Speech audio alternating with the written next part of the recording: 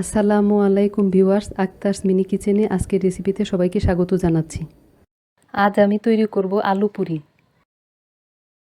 আলু পুরি তৈরি করার জন্য আমি এখানে 1 কাপ ময়দা নিয়েছি আর এখন এখানে 1/4 চা চামচ লবণ দিয়ে একসঙ্গে মিশিয়ে নিচ্ছি।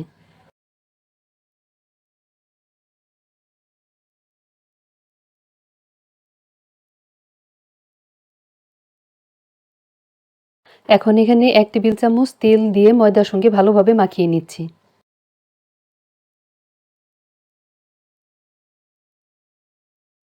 এখন এখানে অল্প অল্প পানি মিশিয়ে ময়দাটা ভালোভাবে মাখিয়ে একটা ডো তৈরি করে নিব। ডোটা খুব শক্ত হবে না, আবার খুব নরমও হবে না। ডোটা ভালোভাবে মাখিয়ে নিয়েছি। এখন এটাকে 10 মিনিটের জন্য রেস্টে রেখে দেব। আমি এখানে বড় সাইজের একটি আলু সিদ্ধ করে ম্যাশ করে নিয়েছি আর কয়েকটা শুকনো মরিচ তেলে রেখেছি। এখন এখানে স্বাদমতো লবণ আর 1/4 চা চামচ ম্যাগি সবজির মশলাটা দিয়ে আমি শুকনো মরিচগুলোকে ভালোভাবে কষলে মাখিয়ে নেব।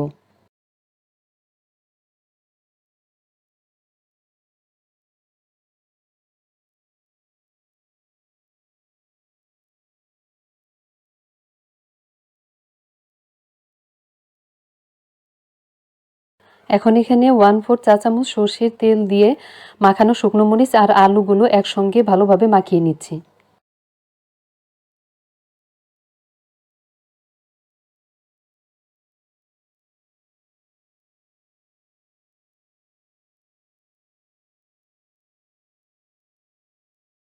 মাখানো হয়ে গিয়েছে। 10 মিনিট হয়ে গিয়েছে। আমি এখান থেকে কিছুটা ময়দা তুলে নিচ্ছি পুরি তৈরি করার জন্য।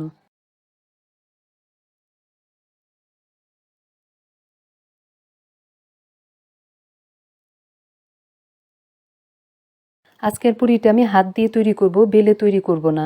এখন আমি এটাকে হাত দিয়ে ছড়িয়ে নিয়েছি। এখানে মাখানো আলুর যে মিশ্রণটা সেটা কিছুটা দিয়ে দিচ্ছি।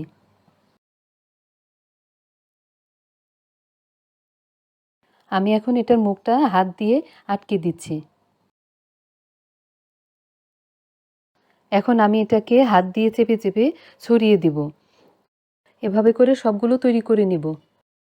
সবগুলো আলু পুরি তৈরি করে নিয়েছি। এখন এগুলোকে ভেজে নেব।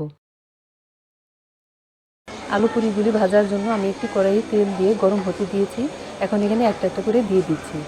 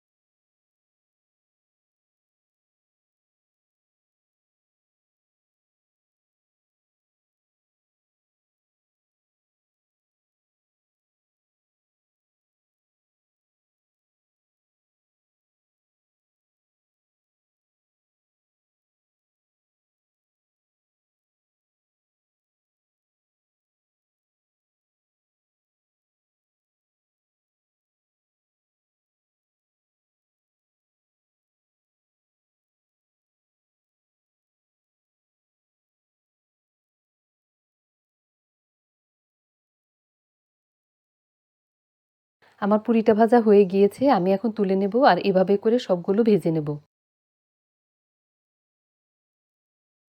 খুব সহজেই তৈরি হয়ে গেল খুব মজার একটি খাবার আলু পুরি। আমি এখন এখান থেকে একটি ছিঁড়ে দেখিয়ে দিচ্ছি কেমন হয়েছে।